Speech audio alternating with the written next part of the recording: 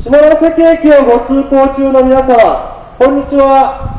私は創価学会の集団ストーカーの被害者のものです。集団ストーカーということはご存知ですか？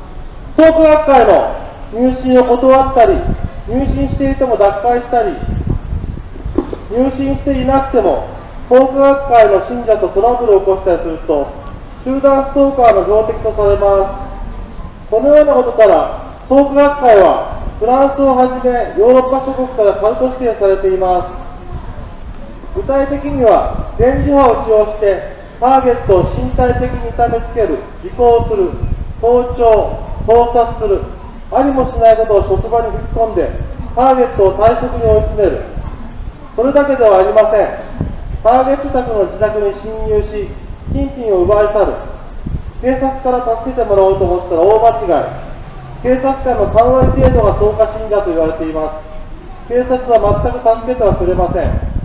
おかしなことを言う精神病として入院させられます。マスコミも信者から財務でむしり取った金で、マスコミに大量に広告費を投入し、むしろ創価学会に都合のいいように報道されています。皆さん、奈良県に総おばさんがいたでしょう。あれは創価学会の入信を断ったため、総おばさんをターゲットにし、あのような創価学会に都合のいい映像を流したのです。その証拠に、総おばさんの生の声は放送されませんでした。秋葉原の殺傷事件もそうです。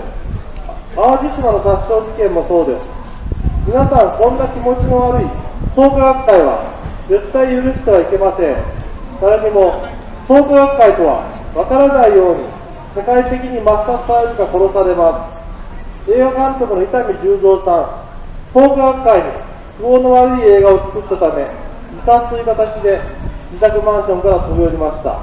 歌手の清水由紀子さん、創価学会への入信を断り続けたため、母親の介護疲れという名目で自殺に持っていかれました。また、公明党が与党にいることで、創価学会に都合のいい法律が次々と成立しています。例えば、ストーカー規制法。これは当初、集団ストーカーをはじめ、ストーカー全般が規制される法律だったのですが、公明党の捜査により、男女の恋愛関係に限るものになってしまいました。それはそうしないと、創価学会の集団ストーカーに都合が悪いからです。創価信者は、あなたの近くにいます。